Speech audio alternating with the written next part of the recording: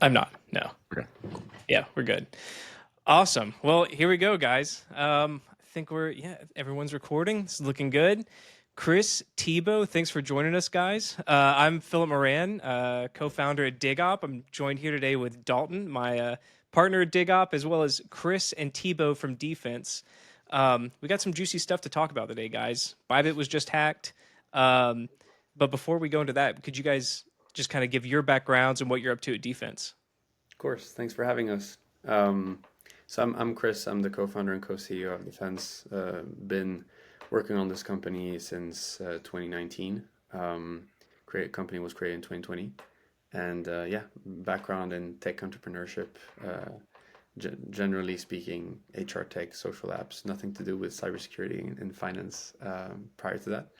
But yeah, 5 years is a good time to kind of learn and get into things. And yeah, and Thibault is our CISO. Yeah. Hi, everybody. Thanks for having us. So yeah, Defense CISO, I joined a bit more than a year ago, end of 2023.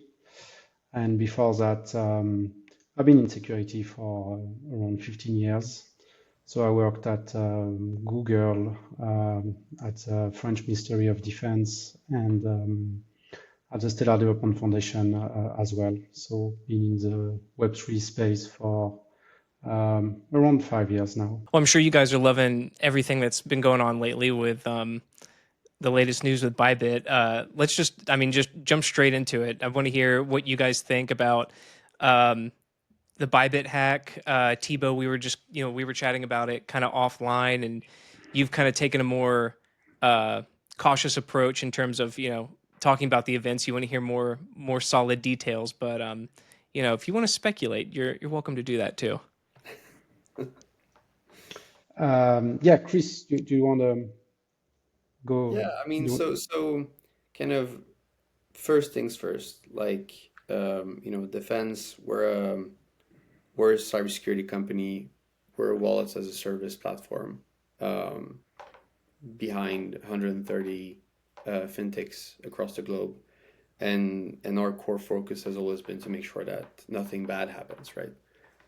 So of course, when we see these things happen as security professionals, it's always a terrible moment, but the flip side, or at least like the second after you say that and you think that, it's also a magnificent moment where you get all your customers a bit panicked. They get, they're afraid. They want to learn more. They want to know if they have activated all the right features, if they have put in place all the right measures, etc. And so it kind of forces you to re-explain your product. It forces you to put in place stuff that eventually weren't on, account A, B, C.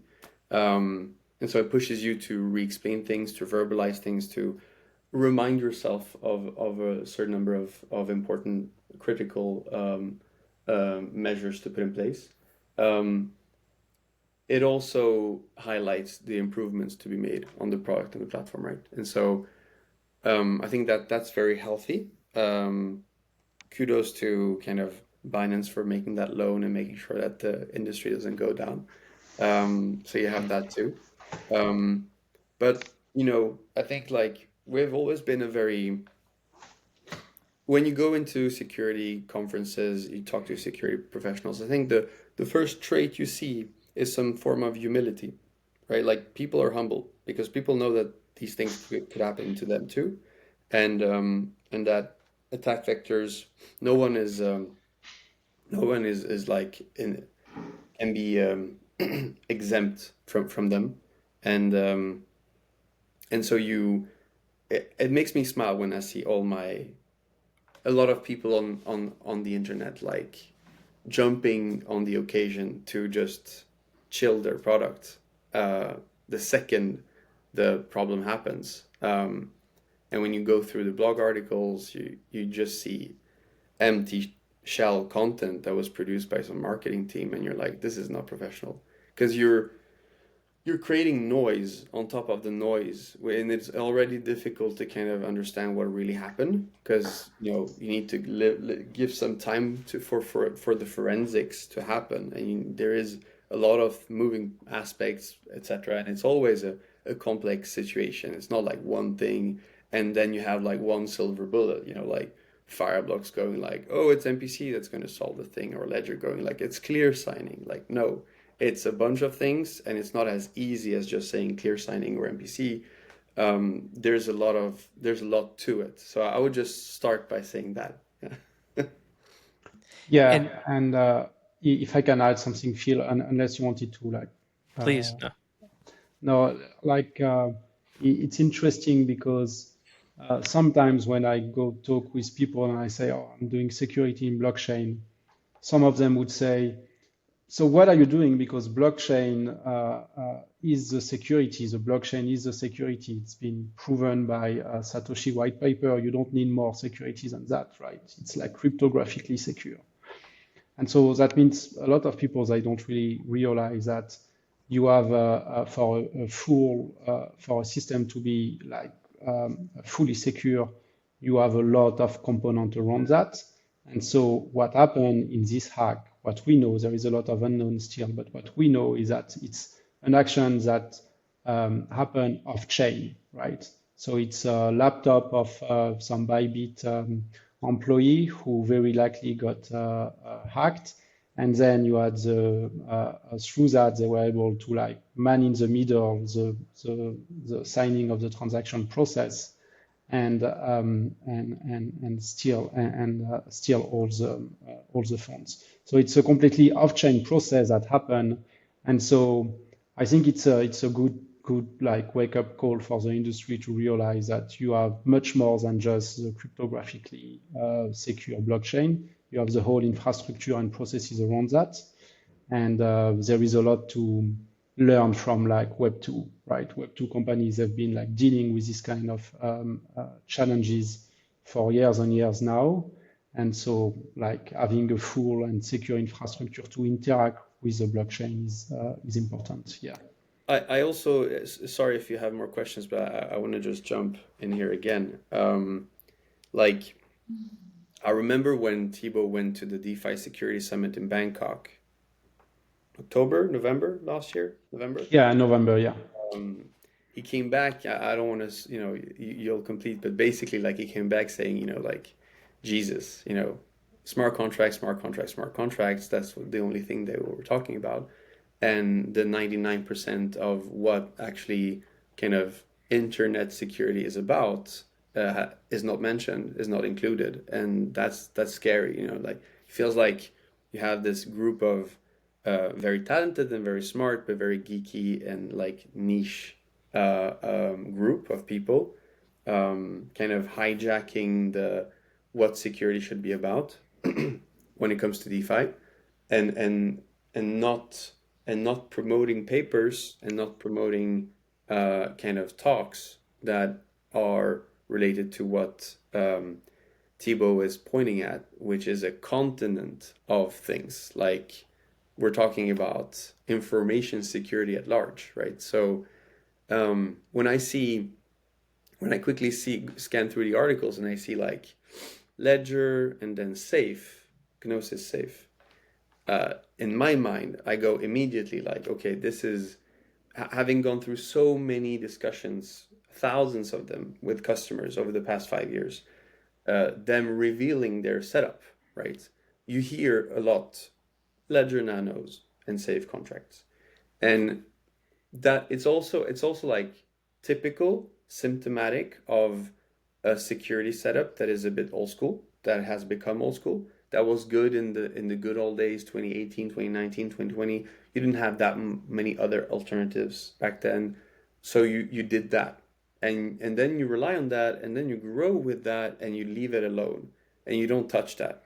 And it becomes like something that people forget, and you hire people, and then those people take over that, and it becomes this like thing that you grow a part of, and you keep it dormant, and you think like nothing's going to happen to that, and I don't need to kind of challenge that setup again, right?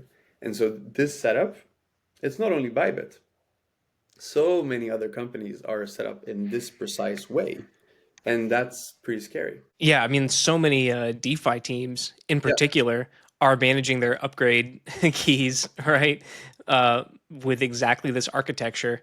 And um, and there's like Radiant. I mean, that's the famous one, that was hit this way.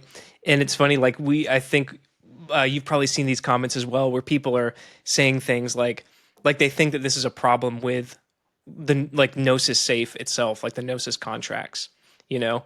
And so it's like a lot of people don't even know like what questions to ask, or they just kind of anchor themselves to one little aspect, and it's like, oh, we got to get off these like Yeah. smart contract based things, um It has gone all the way. Like I had a conversation with a high profile person in a bank, hmm, in like a state bank. hmm, The guy was like, well, we're assessing eventually having like a Gnosis safe in the ledger, given to the accounting manager and the CFO, and they'll handle it. We trust whatever first name he used, like we trust him. It's like, because I guess that state bank had hired someone who is Web3 native, crypto native, who Hmm. knows more than others, right? So he comes in, he says, "This is how you do it," and all suddenly, like it becomes like, okay, well, he knows, So, and the CISOs on the other side, the traditional CISOs, they're usually not like in touch with all of this, and when they hear about the setup, they go, "What?" So it's Right. like it's an interesting moment in history for sure. And what Thibault and I were talking about before the call was just how many attack surfaces people aren't aware of, like just your machine itself. Like, there's so many vulnerabilities between, the person's intention to sign a transaction and something getting signed. Like there's 1,000 pieces in between that could be impacted by, an external actor or just a mistake. And so like you said, you've accumulated this piece of technical debt that you haven't paid off of. Like you've got this like thing that worked 5 years ago, or 9 years ago with your ledger and your Gnosis safe, or however long you've been running that, and you're not upgrading that the same way you're doing all of your other systems, and you're not keeping just because the other guy's doing it. It's like the same thing with like they always talk about how if you order IBM computers as for a corporation, they'll never get fired because everybody else orders IBM computers. So like if everybody's using the setup of these HSMs and a Gnosis safe, then you feel comfortable knowing that everybody else is using it. And it's the guy that branches out to upgrade everything that's taking the risk, as opposed to everybody else taking the risk. And it's a tough problem to solve, but obviously it's a valuable one, valuable one to solve. Yeah, and I mean it's a narrative that we've been pushing for some times now, and we've seen some people that don't really understand it. Is don't put critical secrets inside with the user directly, right? Because it's a very adversarial environment. Like your phone, your computer, all of that has a huge attack surface, as you say, Delton. So actually, and this is what Web2 did for a long time now. This is what NIST recommend: is the secrets they shouldn't be exposed to the end user. The critical secret that signs the on-chain transaction should be secure in like confidential computing and very logged on cloud infrastructure. And the end user should have access to an access token that proves that he can use the signing secret in the infrastructure, right? So in the Bybit hack, what happened is the people, they had the ledger, so they had the critical cryptographic material in their hand. And that's during this process, whenever they signed the transaction, that the hacker were able to like inject the fake transaction and then steal the funds, right? If instead you have an access token and you use this access token to say to a cloud system, I want to transfer a certain amount of digital asset from one asset to another, you exprime, you like say this intent to the system, and then this is a system in its own locked down infrastructure that takes this intent, like map it into a blockchain transaction and then sign it and broadcast it. This is actually much more secure, right? But people have this fear that then you lose ownership. You need ownership. You need a physical device to have access, where inside your device you have the key, because that's the only way to make sure that you own your digital assets. That's actually not as straightforward as we were saying. How do you know that there is no backdoor in your, even if you have a physical, like physical HSM or physical secure element? How do you know that there is no backdoor in this firmware? So that's actually a very difficult question to answer. And also that makes you a target of choice, and so it's very challenging. So that's why we've been pushing this other narrative to, we give the user an access token, and the like critical material are kept safe. Yeah, and yeah, I mean, when you have that key material on the machine, I'm almost like hesitant to say this because I, it's like I don't want to, I don't want to like just put it out, but it's like now that key material, if it's on your own machine, it's now you kind of have this like grant revoke kind of hazard that you run into, right? Like how can you be sure that that key material, if you fire somebody, how can you be sure you got it off their machine, right? And that was just posted a there was another hack that just happened right after the Bybit hack. I think it was called like Infini or Infini or something like this, and they were using some smart contract architecture to manage this. It sounds like it was like a lending infrastructure, like they called themselves a neobank, but it looks like they and they were hacked for 50 million. But it looks like they were hacked because a contractor had who helped them set up the contracts.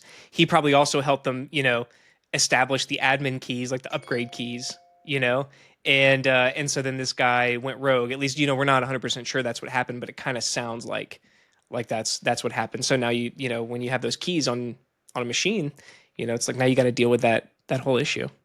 What's interesting to me as well is to take a step back and think about it this way. What Thibault is describing is like basically reinventing the wheel of what traditional finance has been doing for a very long time now. Just making sure that you have these checks and these separated environments, and that when you want to perform an action, when you want to create an object within the system, there's not like a direct relationship with your device, your ability, your authoritative rights to do so, and the action itself. There's going to be a bunch of moats, and there's going to be a bunch of trenches that will kind of um, verify that you are you, that what you're doing, you're right, you have the right to do it, etc., etc., etc. And this is how finance works. This is how finance has always worked. And we're like in the adolescence of this industry or this technology, blockchain, Web3, crypto, call it whatever you want. We are very much like just this rediscovering how things should be. But where it becomes even more interesting is that there's a tension in crypto, right? We all, this whole thing comes from cypherpunks, from an ideology where the whole point was precisely to have the cryptographic material in your hands, right? That was the whole point, and fair enough, because like FUCK, the banks, the governments, etc. That was the vibe, right? Like so, like now that you have a bunch of people coming from that period, getting into another period in history where like we're trying to make sure that the benefits of blockchain gets mass adopted, mainstream, etc.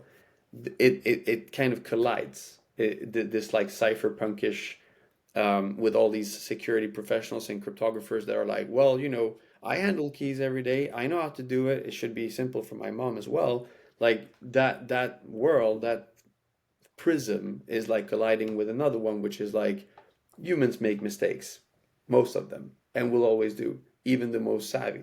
And so I think that's where like we go out of the adolescent idealism from some kind of pragmatic like adulthood, in the industry. That's exactly where we're at. And do you think that like, okay, so you talked about how traditional finance has been dealing with a lot of these problems for a long time, but do the like it like, do these same practices from traditional finance like really map on that easily to this new world of like managing these secrets, managing access to um, crypto assets? Does it map that cleanly, or is it really more of like a pretty new architecture? Because like one of the things that I have in mind is that it's like um, if it is like quite different, and then it's sort of like we're in this world now where you know maybe the losses don't happen that often, maybe the hacks don't happen that frequently, but the magnitude is just so huge. It's like who like you're going to have some kind of like insurance for these sort of events. But if like the sheer magnitude of these events is like billions, and then especially if like a traditional bank gets into this, right? Then we're talking like, 1.5 billion would be like a baby event, then who can actually insure that? And then, because like I was having a conversation with somebody about like prime brokerage and crypto and how it's like such a challenge. Basically, it's like getting like lending, like traditional lending within the prime brokerage model is just really, really difficult in crypto right now. There's not a ton of liquidity, not a ton of lenders prepared to do that, and when they do lend, the rates are like astronomical. And he was kind of like mapping out how this could work in crypto, like this sort of like flow of how we could bring in traditional banks using like tri-party models and stuff. And then I said, well, what if like well, you got to deal with this hack risk. I mean, that's massive, right? Um, and he said, oh well, once you get that insured, then basically you're good to go. And that's yeah, fair point. But then when we're talking about like this magnitude, who's ready to insure that? Yeah. Well, I mean, we asked we asked our brokers yesterday, our paralegal did, and they were like, yeah, no, all like underwriting stuff, etc. They exclude automatically state sponsored stuff like Iran, Russia, North Korea. So there you go. It's not it's not insured. Whoa, I didn't know that. Wow. Yeah. Our insurance does not like yeah, I'm comfy saying that. Our insurance does not cover those countries. So if an attack comes from those countries, it's not covered. So like I don't know if Fireblocks wants to say that, but I'm willing to say it. So it's yeah, we're not there yet. We're not there yet, for sure not. But yeah, and it's wild to see. Didn't they do? Didn't they announce like a strategic reserve in North Korea of like Ethereum? Is that true? I thought people were just kind of No, trolling. yeah, I Is think that true or not? No, it's a joke. Okay. that would, yeah, that would have been funny and a good So with joke. But with just insurance, on your point, go ahead, Dilton. Okay. I was just going to ask with insurance clauses that prevent payouts based on certain actors executing the hack. Does that mean you actually you have to know who performed the hack before you can have any payouts? Like you Yeah. have to have the full trail and investigation, and they have to have. So if they Yeah. don't find out who did it, the no payouts are made. Okay. Yeah. And that's a good question. Like sometimes they when in the articles they always say it's likely, it looks like it's Russia, Right. it looks like it's North Korea. If you look at the whole elliptic or Chainalysis kind of blog post, kudos to them. It was really good, well written, by the way. They it's a probabilistic approach to identifying DPKR, right?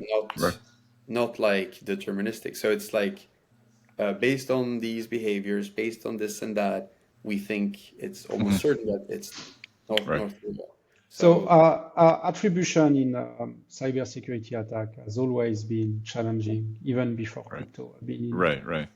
looking Yeah. into into the industry for like 15 years now, and so nobody really like you wouldn't find someone that would say, I'm sure this is this individual or this entity, because it's just impossible. You can have so many like hopes, and so eventually you have a lot of proof that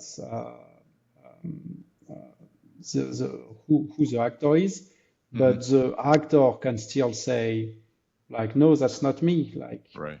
everything that you're saying, maybe there is like a machine on my IT that redirected that to somewhere else. So I don't think anyone will have like 100% will be 100% sure of who did that.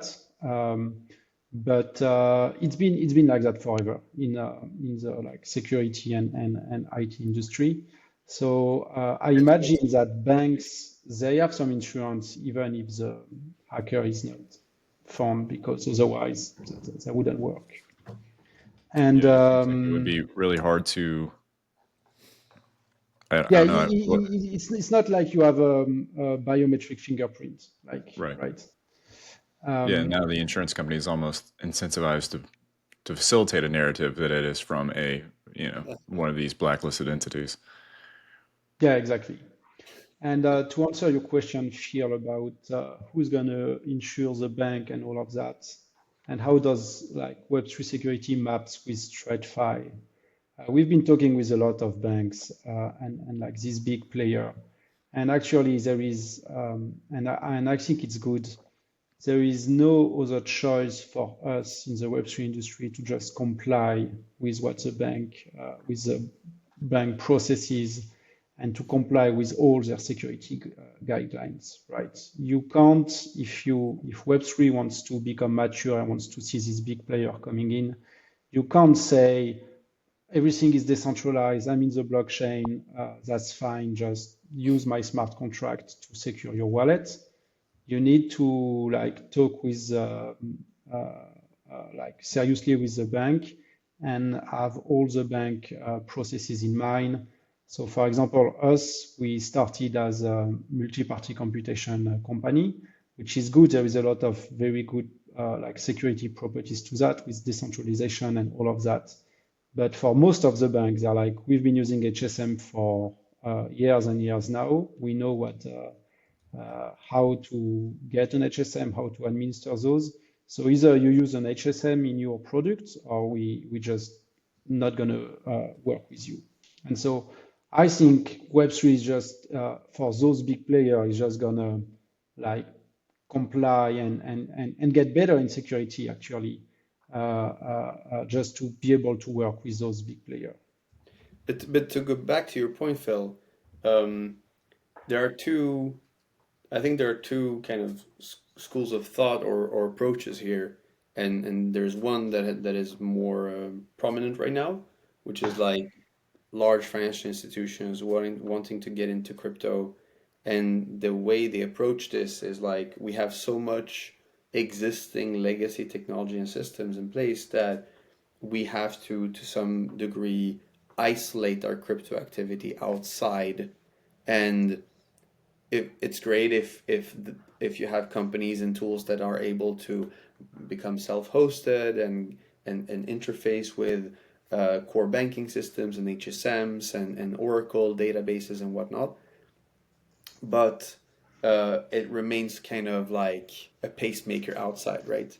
And then you have another approach, and I think companies like Dakota, companies like Anchorage, etc., they are because they're crypto native, they have been building from the ground up with blockchain in mind, and so they've had a very different kind of um, blank sheet opportunity to rethink a lot of the complex flows that you are as an OCC chartered bank, but with like modern, not only blockchain by the way, but like modern tech stacks, modern technology, elastic deployments, whatnot, like everything, secure enclaves, trusted execution environments, etc.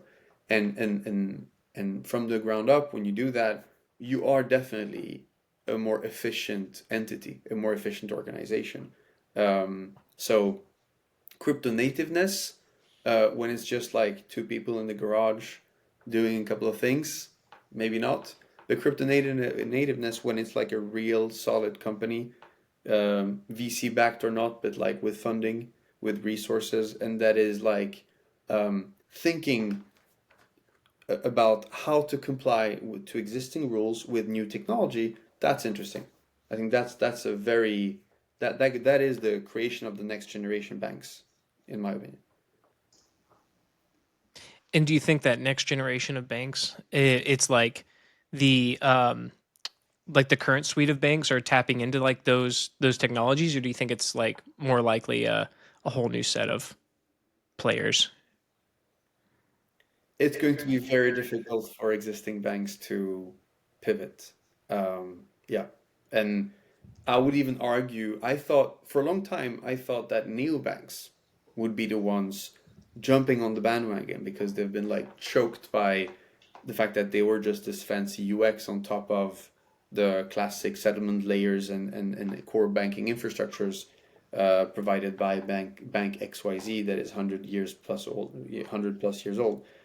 But my recent conversations kind of indicate that neobanks are making so much money by just being that they're not really thinking like, shit, we now have blockchain and that might be our only way to take revenge on the banks that have been choking us.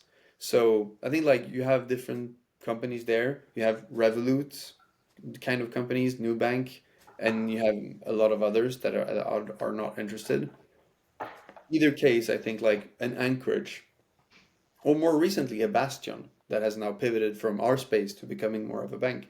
They're gonna kick ass for sure. What about like the regulatory front and how it kind of relates to, safety and, whatever you want to call it, like a compliant operation, in the sense that compliance means it's like going to help people avoid these sort of events.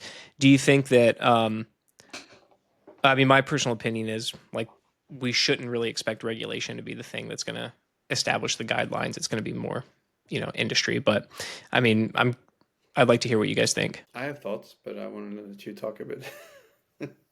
Yeah, I mean, I would agree with you. I think regulation is always a bit late when it comes to like innovation, right? You have innovation that brings somewhere that like move forward and brings new idea and new processes and new technologies, and then you have the regulation that slowly catches, but it's late, right?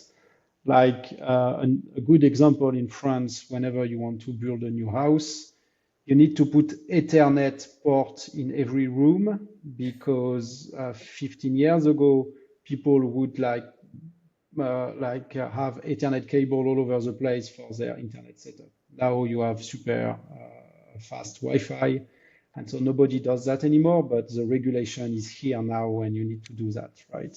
So it's a bit like that. We've seen some interesting regulation all over the world where they say you need to keep 99% or 90% of your asset in cold storage. What does cold storage mean? Like Bybit hack, they said we were moving money from our cold storage Yeah. location to our hot storage location, but this was done through a smart contract. So is it really cold storage? So we see that regulation people, they try to put some things in place. For now, that doesn't make a lot of sense, but little by little, it's gonna catch on and hopefully it's gonna become something that will be here to protect the end user. But there is a long way to go. Mm. Yeah. It's the 2% rule, right? 98. And so 98, yeah. yeah, I've been going through those kind of memos sometimes, or like pieces of regulation, recommendations. Oftentimes, they're not really laws; they're more like guidance, right? Issued by MAS in Singapore, HKMA in Hong Kong, or like FSRA or VARA in Dubai. Um, it's vague. It's vague. It's like as a technologist, as a security professional, you read those pages and you go like, there's so many ways to circumvent, bypass everything they said. And it's not like specific enough for me to really understand how to do anything. So people kind of, take those pages and they go like, they talk between each other, and you end up like talking to the regulators. You're forced to kind of ping them, explain your setup, making them feel comfy about it. So it becomes like you're forced to discuss with them, right? You're forced to have a human being kind of say, yes, this looks good. And you don't know if they are security professionals, they're regulators, but you don't know their backgrounds, right? So it's an what I would say is that the most helpful guidance so far for everyone has been NIST, right? The National Institute for Standards and Technology in America. So first of all, people rely on HSMs. Why? Because NIST has created this certification called FIPS 140-2-3 and different levels to those things. And that's like Federal Information Security Processor, something, etc. So it's like, that is, if you want to get FIPS certified, what it means is that you go to a lab, right, with like smart people, and if you want to FIPS, you can FIPS certify a lot of things. You can FIPS certify a material hardware. You can FIPS certify an algorithm, a library. You can FIPS certify a lot of things. Most of the FIPS certified stuff when it comes to storing keys and generating keys and stuff like that, for instance, which is our world,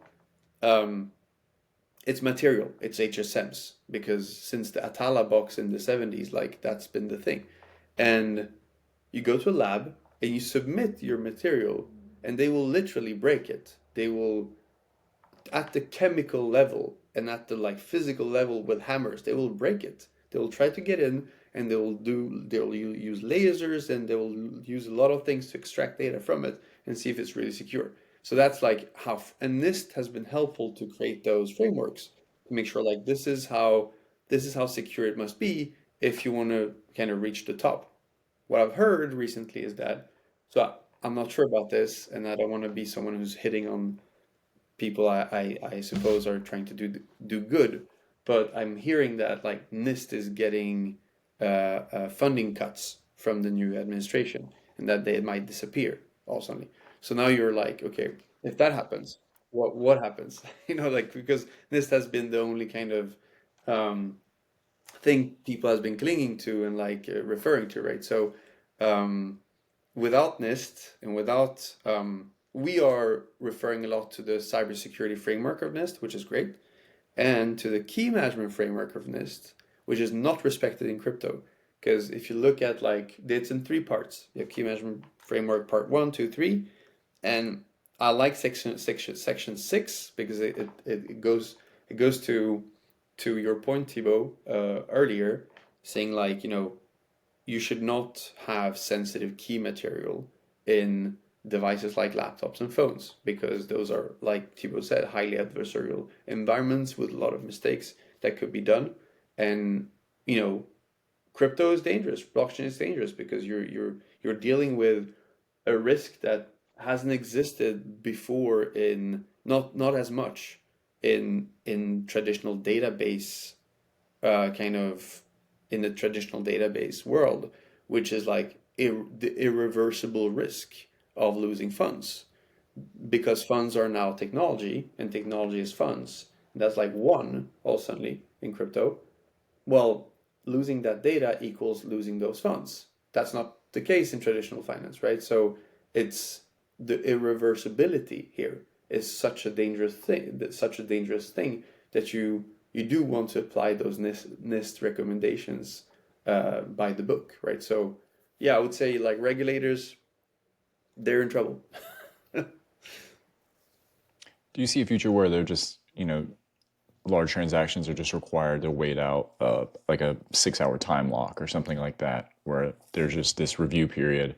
Takes away a lot of the benefits of these, somewhat immediate transactions from the blockchain. But, if there was a waiting period before the money got moved out of the safe, like people would have had eyes on it, you would have seen what happened, and you could have had the same signers reverse it or stop it. But just trying to think of rules that could protect, and other than just that kind of delay system, I'm not sure how you prevent a fat finger from destroying a company. Like Bybit's very blessed to have had substantial reserves and to have partners and things like that, but there's other companies that just wouldn't survive this.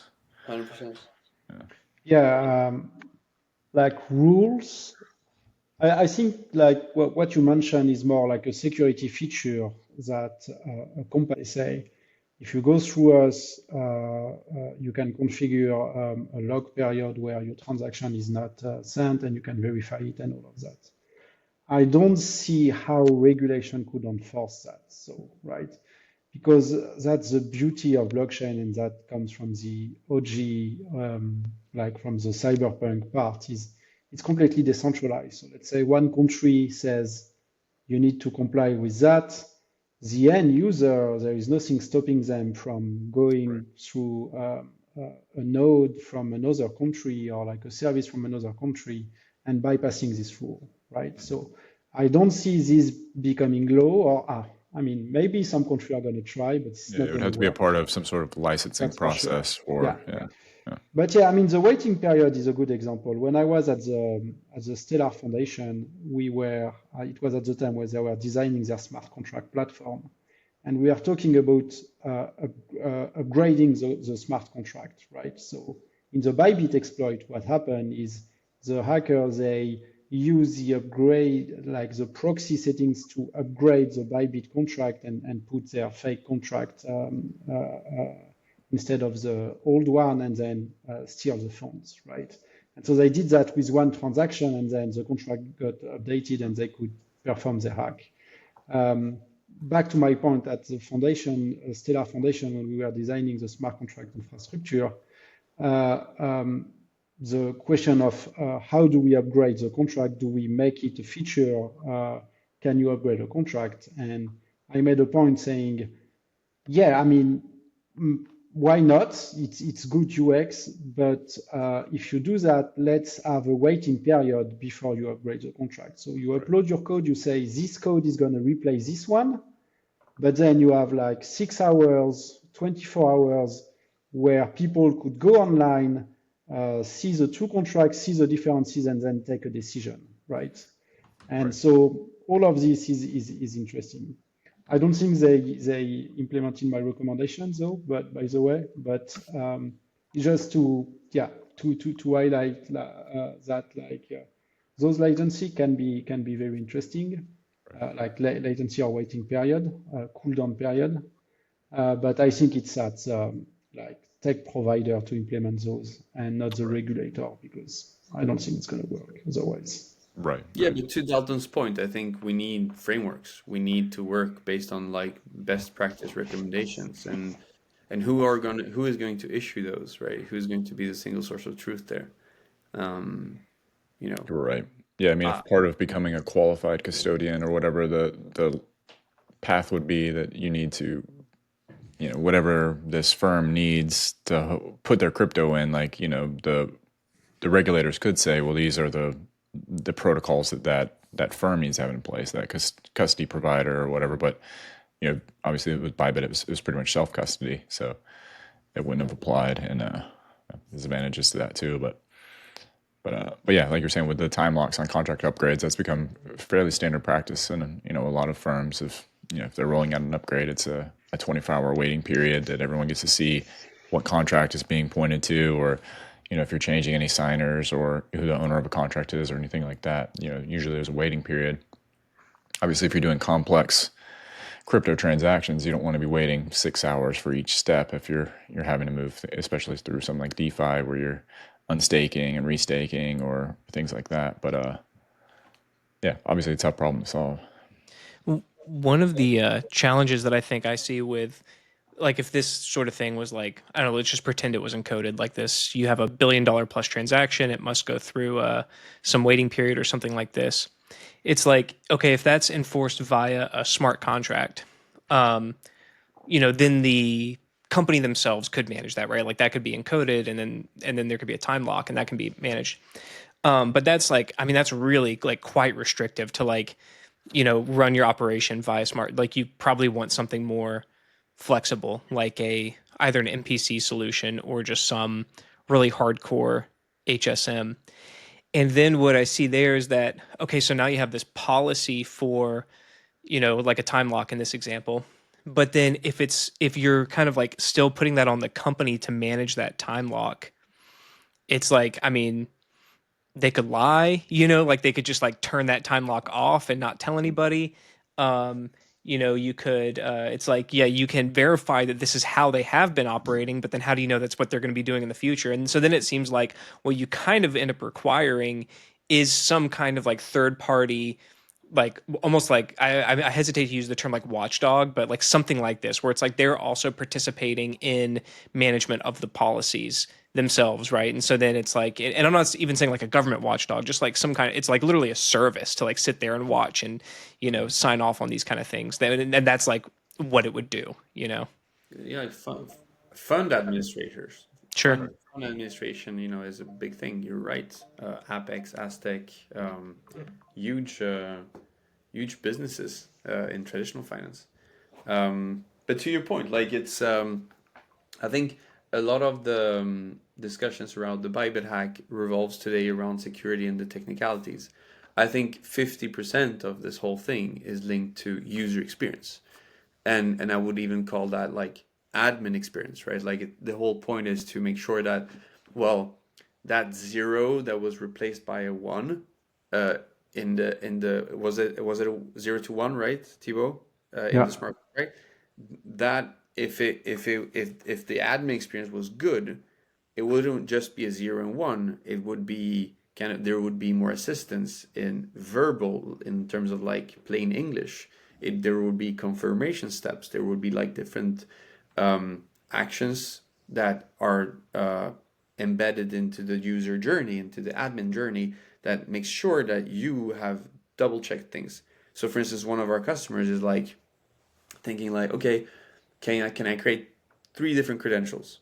All right, 3 different credentials, 3 different passkeys for one single user. And I ask in the approval mechanism that passkey 1, 2, and 3 linked to same user needs to sign. So now the user needs to sign 3 times.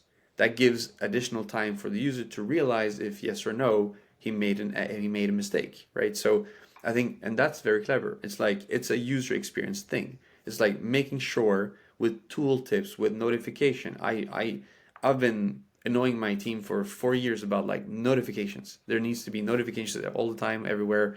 You need to help people understand what they're doing, because every single action on such a platform in such an environment could be kind of fatal, right? So it's important to make sure that the action is well understood, it's approved, and there's a lot of checks to it. And that's a very psychological kind of environment, not a technical one, or at least it's combined, right? It's intermingled. Yeah, so this is maybe change the subject just slightly, but what do you guys think about like the place of like penetration testing, sort of in like the whole life cycle of all this stuff? Like what can people like actually expect?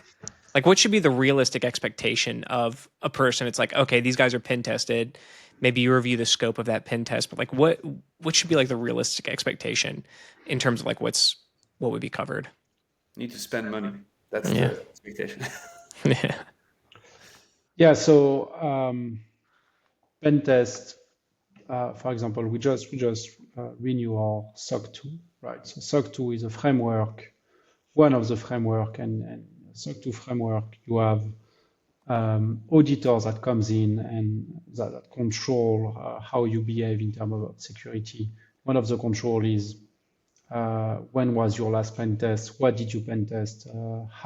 How did you do it? Did you address all of the issues that were reported in your pen test?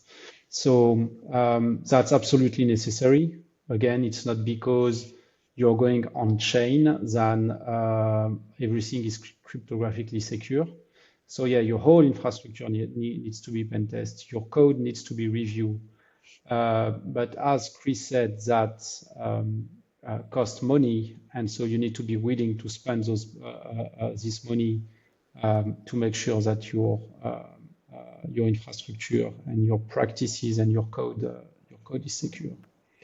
As generic rules, and that's by experience, I would say each component of your system. So let's take just your infrastructure, not your code, your infrastructure. What you're running, wherever you're running that, in AWS, in JCloud, in your own private data center. This stack, whatever is running inside it, but just this stack and how you deploy your code there needs to be like pen tested at least once every 18 months, because there is so much changing, and your attack surface can like change a lot, that this is important. Even if you have internal scanner, internal monitoring tool, and all of that, you always need to have a new fresh pair of eye of experts that act as a hacker, as an attacker, and just try to get into your infrastructure. But this is true for every component of your system. So you also need to review your code, right? So we are in a like fast-paced environment, Web3. We always release new feature and all of that. So having every new feature that is reviewed and audited is not sustainable. But again, every year you say, this is the state of my code. This is what changed since last year. Take a look at it. This is my source code. You look at the source code and you like audit it and perform an audit review. So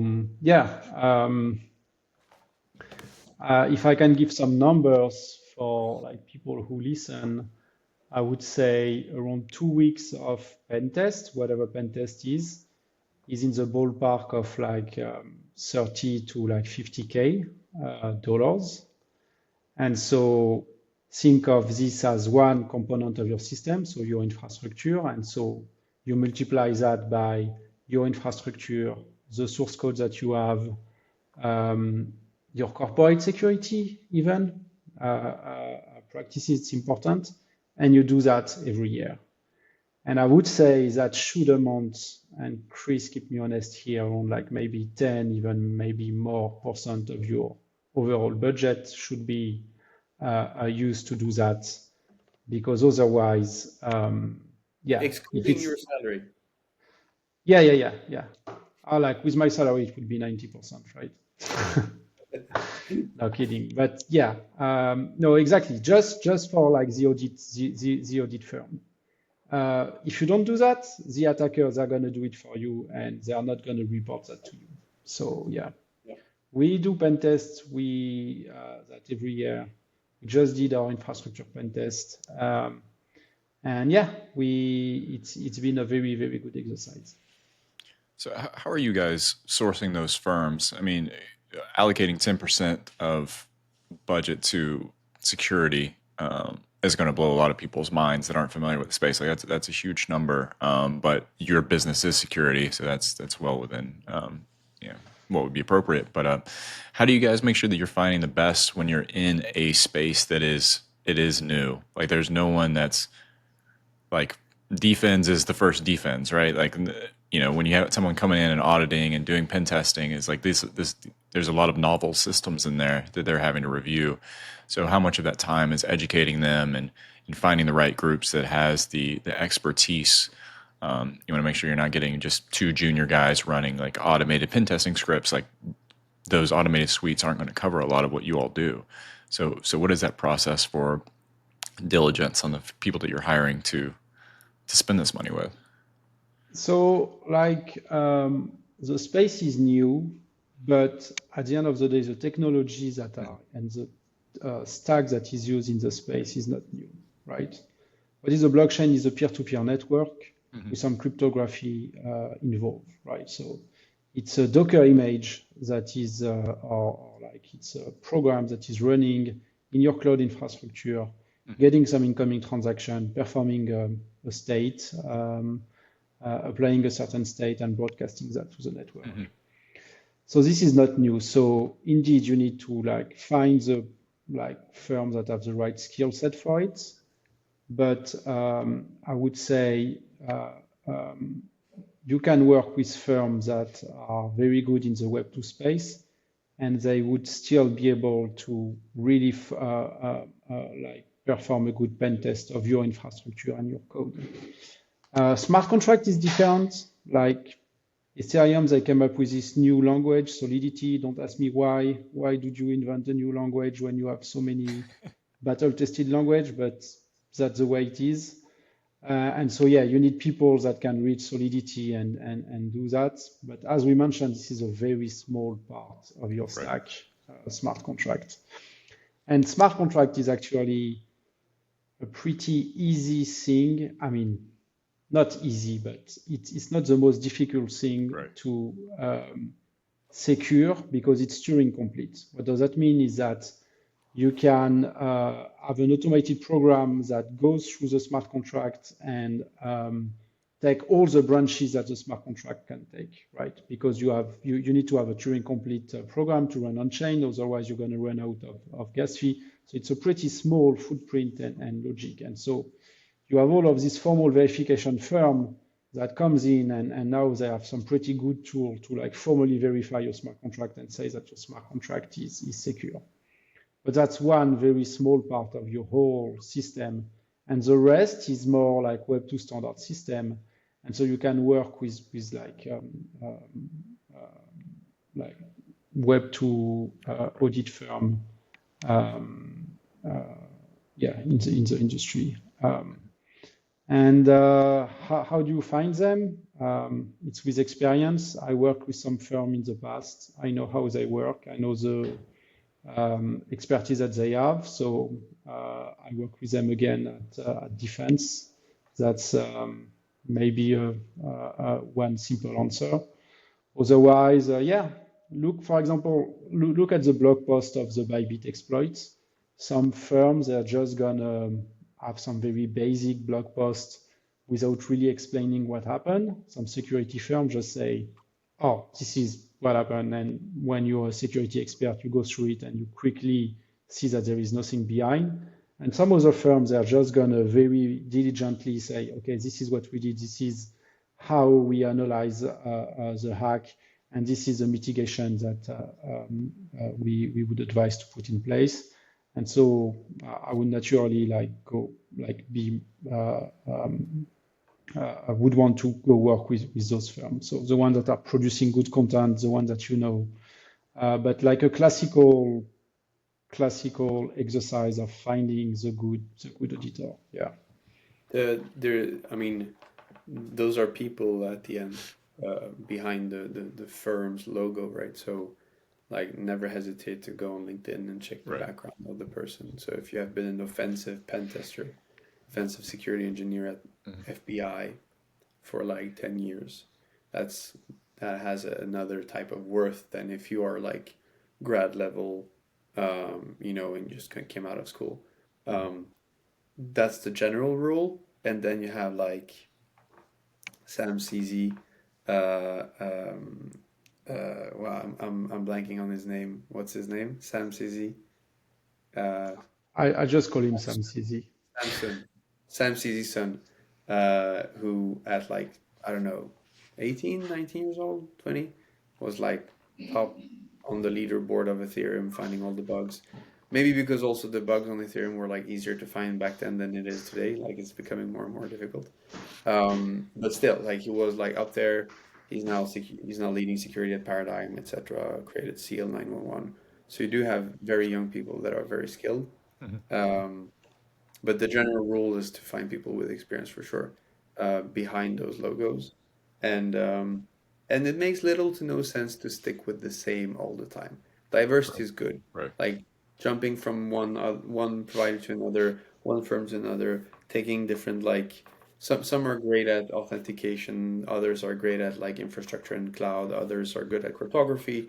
I would not like say that if you're good at smart contracts audit, you're good at doing cryptography libraries. Very different. So yeah, it's good to diversify. It's good to have a kind of round robin program of like which parts you want, the parts that are like that you've been building on the most, that are the most recent, and that are subject to most weaknesses, right? So you kind of know that let's focus on authentication today because we've been making so many changes, etc. And ideally pen test things before you roll them out instead of like rolling them out and doing it like 1 year later. Yeah, and speaking of the quality of these different firms, like we've kind of had the opportunity ourselves to like review, I think, like some pretty interesting, almost like controlled experiments, as we're like been performing diligence, where we'll get in, some, let's use like the example of some smart contracts, and so it's like, okay, we need to review like the audits performed on these contracts, and we'll see that same set of contracts, have this experiment where, okay, it was it went under audit, exact same code, but by two different firms. And then we've just observed like the like huge gap in like quality of audits like on the same exact set of material by two different firms. And it's like, I mean, it was like pretty staggering to just to see that, you know? No. Um, yeah. And I think that like, yeah, sorry. You want to name them? What's that? You want to name them? No, no, not gonna name them here, but the uh yeah, well, hey, we're working on like collecting data from folks in the industry. So, you know, reached out to guys like you, and if other people hear this, we're, you know, collecting some data on essentially like ratings and reviews on the expertise of these different firms. And so we will make that publicly available once that Cool. all that info is collected. Because that should be kind of like, you know, it's like as we're, you know, diligencing these systems, it's like it's kind of like interesting because it's such a like a multidisciplinary thing, right? Like it's like you're trying to like underwrite your counterparty risk. It's like, okay, you got to deal with like, you know, the cryptography and their, you know, technical systems, but then that flows directly into like how they manage their financial operation, you know. And so not that like we're here performing those, that like obviously that's not our place in this flow, right? Like we're not performing the cryptography, but it's like, you know, you kind of have to like glue together all these different pieces, you know, and sort of like be able to like pull in, okay, is this like appropriate, and what's the appropriate scope that should, you know, should be expected to be covered. Um, but it's yeah, I mean, it's a challenge because it's like, yeah, like you said, okay, you're gonna have smart contracts that are involved. There's, you know, with something like MPC, there's cryptography. And you know, in that cryptography, there's like, you know, with MPC, there's just the straight up like, okay, is this cryptography like correct, like the math? But then there's also like a peer-to-peer component as well, right? Like you know, the messaging component that has to be incorporated. And so there's just like in everything, there's like this, you know, multifactorial kind of equation. Um, Dalton, I think you were about to say something, but I interrupted you. Yeah, no, I was just curious. You know, in SOC 2 audits, there's also the elements of like physical controls and like office controls and things like that. I was just curious I assume you guys have some remote workers. It looks like you might be home. Obviously, Thibault's in this beautiful brick office that he's got in his background here. But just curious how you handled that with remote employees and developers and things like that. Like, are your SOC 2, are your auditors, are your pen testers, are they doing anything when it comes to, you know, the remote work environments? We're as decentralized as Ethereum. Okay, Our team. You know? right. Also, but that's actually a good question, and that we had this exact discussion with our auditor, right? So we got audited by KPMG. They're like, okay, before would say, oh, we are a remote team, so physical security doesn't apply to us. And then I was talking with KPMG. I was like, I don't mind including physical security in the, Yeah, I the think SOC it might be more as well, important. right? That's important. So Right. first, we still have a physical office where we can, like in Paris, where whenever we go there, we can like just meet all together. So it's like people don't go there every day, but we could. So just check the premise access control of all of that. At some point, we were working with an office provider, and the access control were not good enough, so we changed. So this is definitely important. And talking about like for distributed worker, you still have some rules that you should apply, right? Like each time, like for every new worker, you send them a confidentiality screen, for example, because when people are remote, I mean, I see in your background you have a window, right? And so people could look through this window Right. and look at your screen, right? Yeah, my neighbor could have a And telescope pointed right at my screen. Yeah.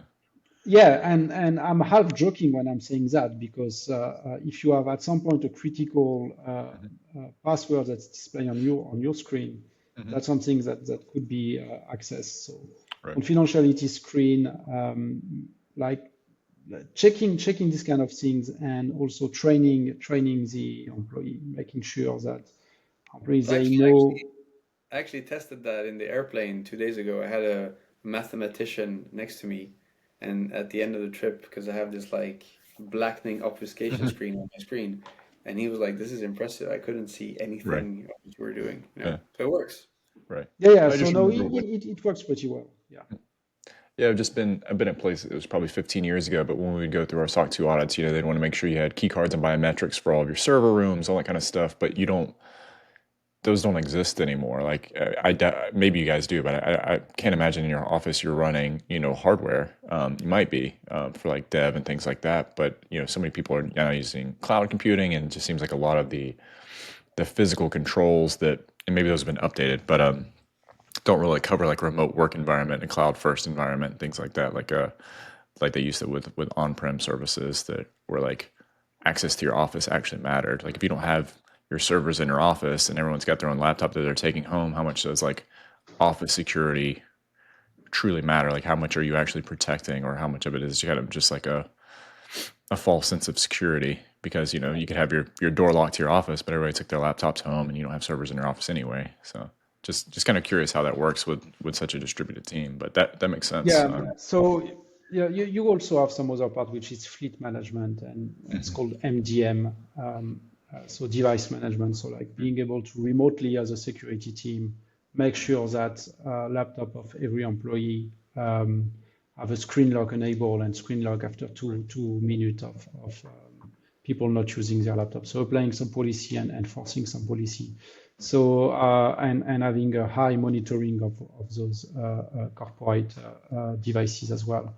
So that's important. But yeah, as we were saying, I think framework like SOC 2 are going to catch up on remote work, and they're going to add some more rules, which are I think are important. Yeah, definitely. When I was at Google, they were like, it's almost like they were saying, "Oh, we can come to your home and control your work environment at home to make sure it's secure," right? So Yeah, have it they don't dedicated do that, obviously, Ethernet but line, all this sort of stuff. Yeah. yeah, this kind of stuff. I think it's going to come at some point. Yeah. We And were born. Sorry. no, go ahead, because yeah, go ahead, Chris. We were born in 2019, 2020. So just after COVID kicked in. Right. Like we incorporated the company 6 months later after COVID hit, right? So we were forced to kind of, not get together and think about security by design that way. Right. Like how can you make sure that knowing that every employee will be connecting to their own Wi-Fi and making their own mistakes and their own we had to implement zero trust security models from day one. We had to think about like, okay, we can't trust anyone or nothing. Like it's not possible for us because and we don't know when COVID's going to end and when this curfew is going to end.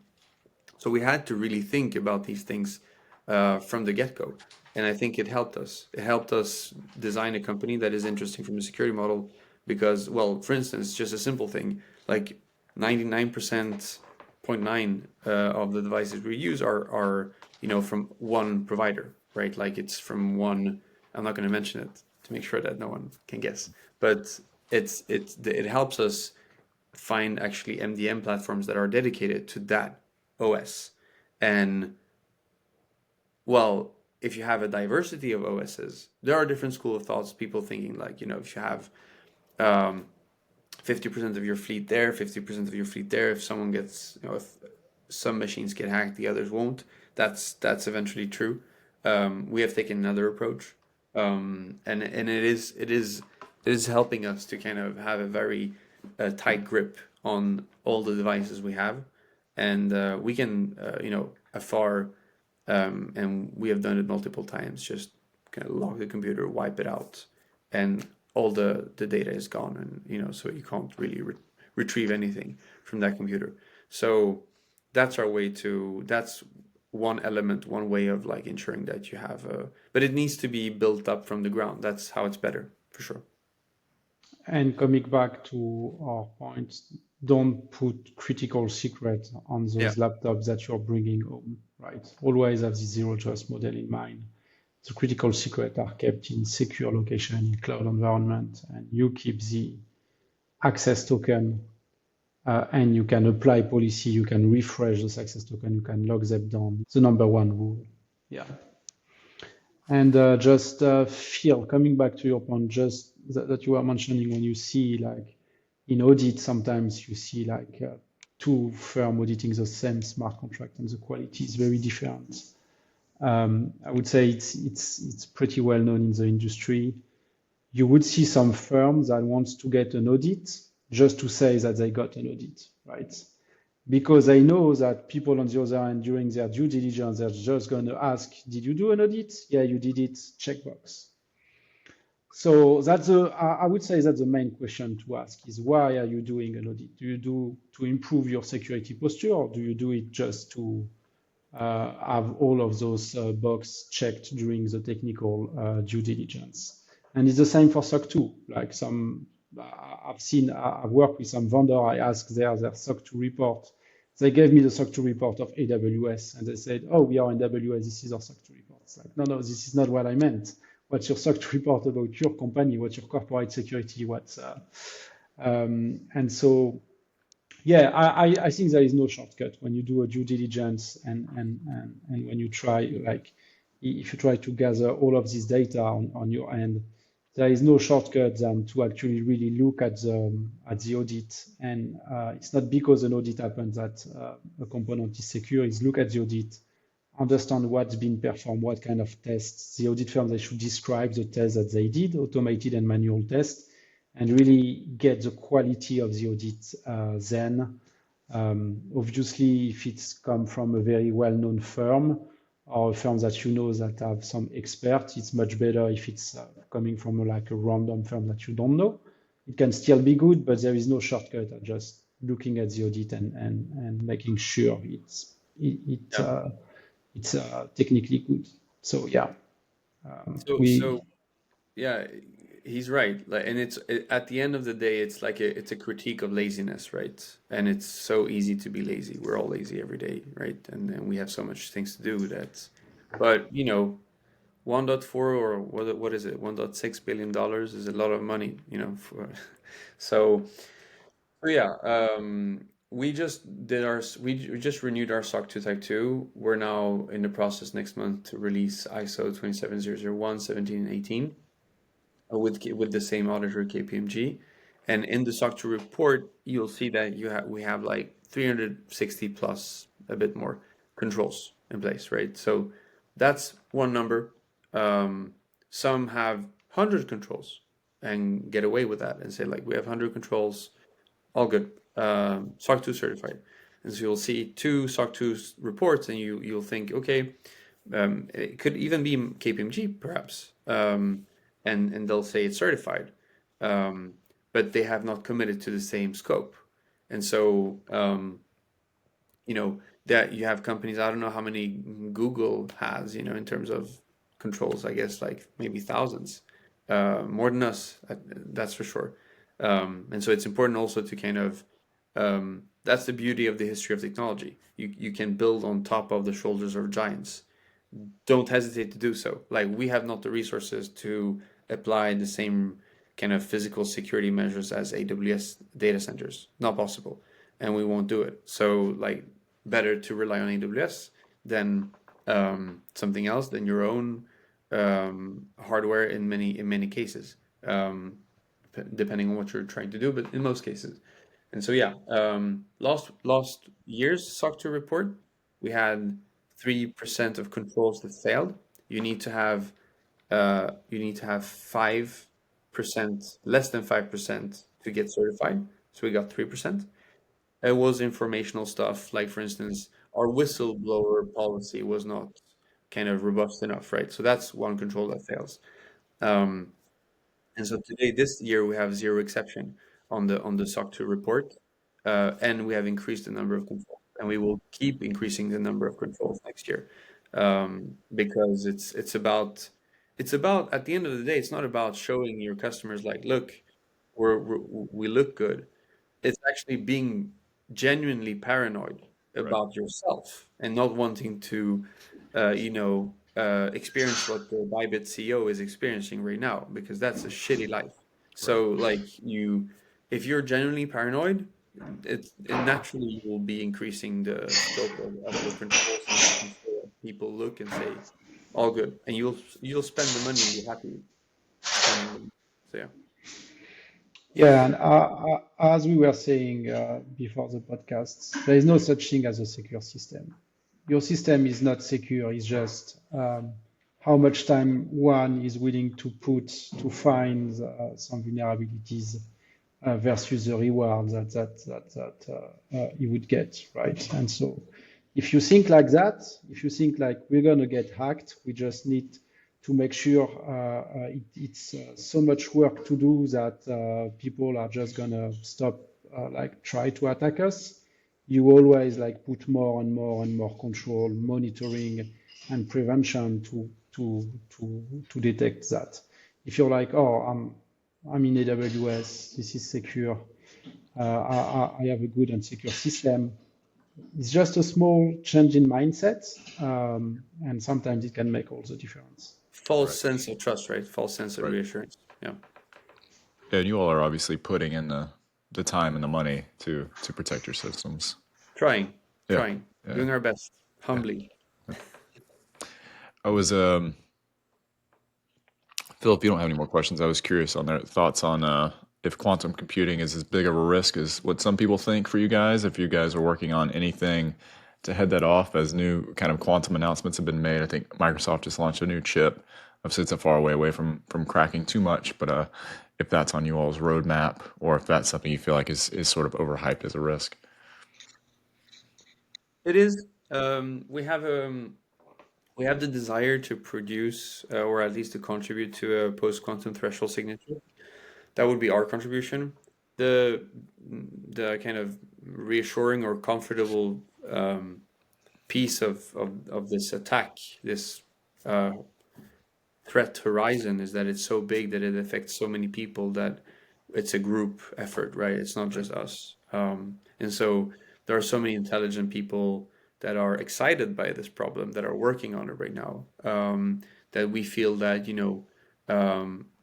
a company like ours can take a back seat for some time. Right.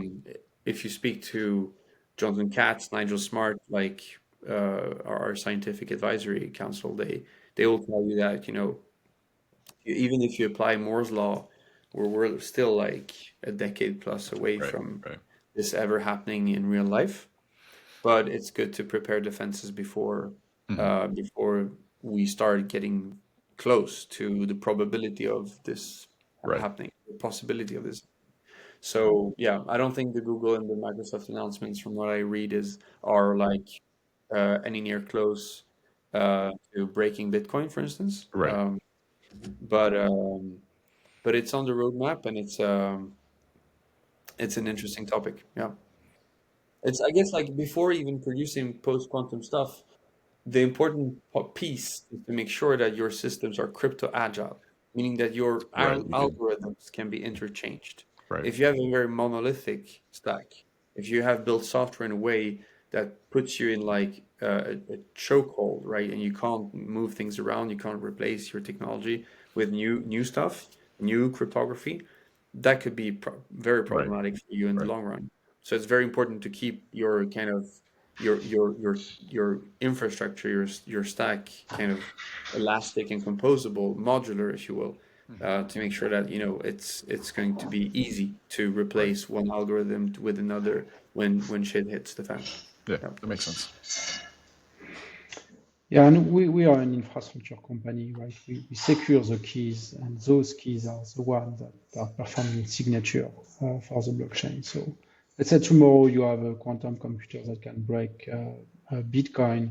What's going to happen is Bitcoin is going to hard fork.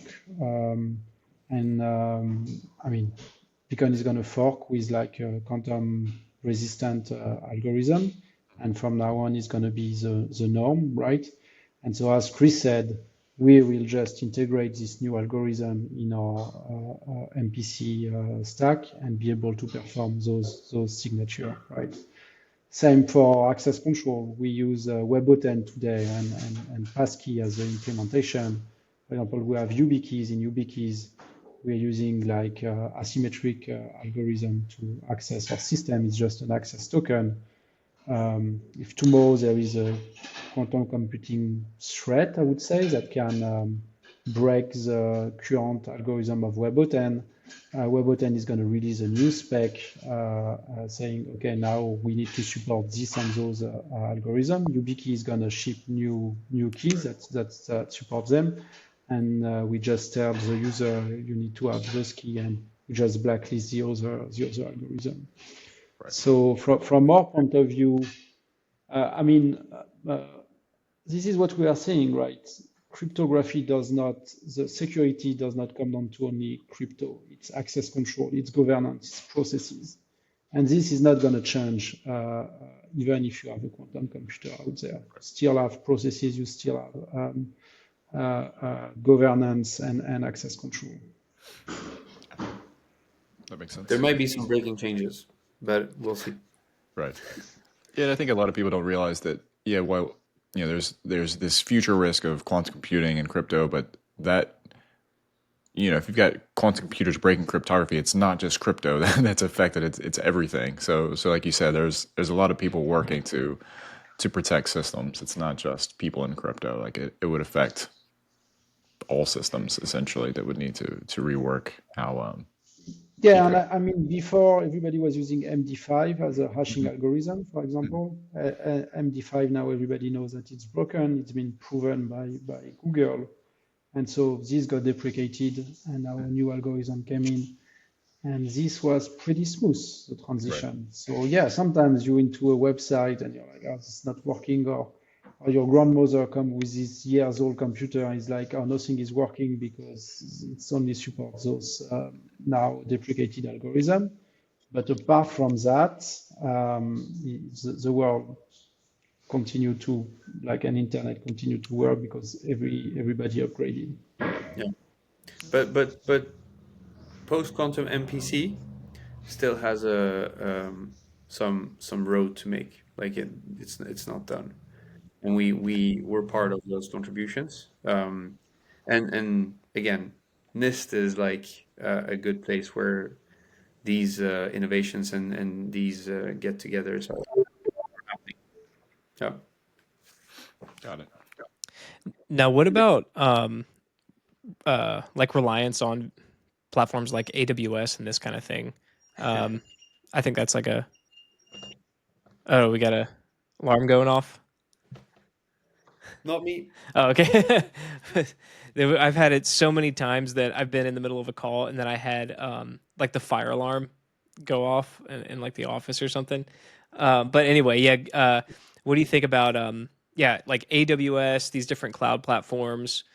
Do you think that like presents a risk to our industry? So what's interesting when you look at the history of internet is that when internet started, people had the same kind of talk around what internet is to what blockchain is. It's like, oh, you just need a laptop in your home, and with this laptop you can just host any content and talk to everybody out there. It's completely decentralized. It's all of that, right?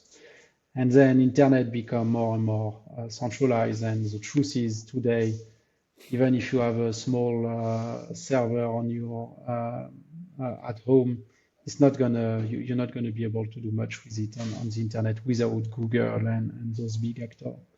So yeah, that's true that AWS, for example, is a big centralization point and single point of failure. So what is interesting on the other hand is when you look at the latest advancement in terms of DevOps and infrastructure, is you have a lot of specification and new software that came out, and it's called infrastructure as a code.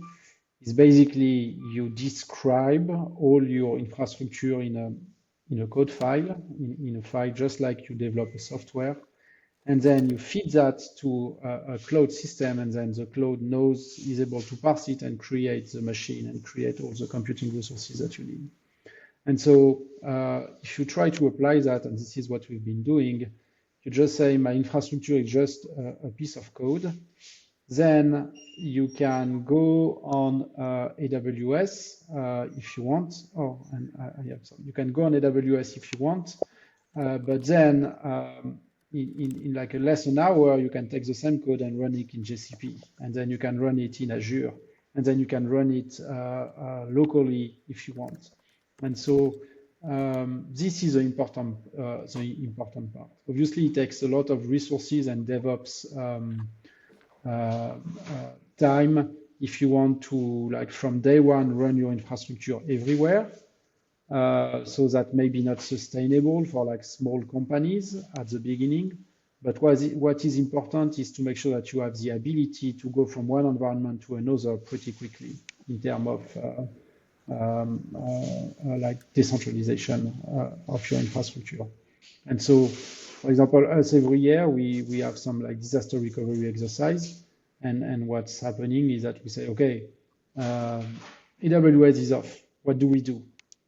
Then we go and like we load everything in GCP and we see how much time we take to do that and how easy and what are the like points that we should improve. So yeah, there is no, everybody's using AWS. That's the hard truth today. But the goal is to be able to move to another provider quickly if you need to. I would have a different take. I mean, complementary take. The AWS is a monster.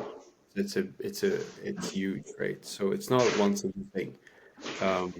They're present in multiple countries. So if you store data in AWS Switzerland or UAE versus US or some other country, it's not going to be subject to the same kind of risks, right? So the local government's police might not be kind of as keen to dig into data as in other countries. Some countries are closer to theaters of war right now, and we're entering a period in history where there is more of that, right? So, like, I would not put my AWS secrets closer to Ukraine these days, right? For instance. So you have that, and then you think, okay, well, it's not official, right? But like, U.S. military web protection is not really protecting AWS civilian data centers, but they are for AWS Cloud, GovCloud, which is another service AWS has, where data centers are protecting government level sensitive data, etc., that the government needs to kind of protect the country, run the country, etc., etc. Those data centers have a very different levels of protection, etc., than the civilian cloud providers, right? So I think like knowing all of these things and getting into the detail, you end up having another kind of a more nuanced risk assessment of all of these things. Number one, number. I was about to say number two, maybe number 4 or 5 point. If you have this is the whole pitch of like Thales, IBM, etc. If you use AWS, all the parts of AWS, but you have your keys in an HSM that is provided by a manufacturer like Thales or IBM, then you have segregated your risks as well, right? Because AWS employees will not access necessarily IBM HSMs, even if they sit in an AWS data center. So, and that's their big pitch. So telling banks like, use AWS as much as you want, but use us too, right? Like diversify your risk. So yes, AWS is a risk. I wouldn't want our data center, our 3 data centers, because we use 3 of them, bombed. That would be terrible. Like in Strasbourg in France, we had like a European cloud provider called OVH that burned. I don't know if it was accidental or criminal, but it burned down like in 2020 or 2021, maybe before. That was traumatic, right? Like you saw a data center just get wiped out. So that could happen. And it happens more often than what you think. When I do a lot of hiring, I talk to a lot of DevOps infrastructure people when I hire. that kind of role. And it's funny to hear the stories they have to say, like AWS Portland a couple of years ago, fire had happened, and like that was not really relayed in the press like a big thing, but it happened, and he related that story as being like very difficult to manage, etc. And you had data that had been lost. So yeah, multiple cloud providers is better.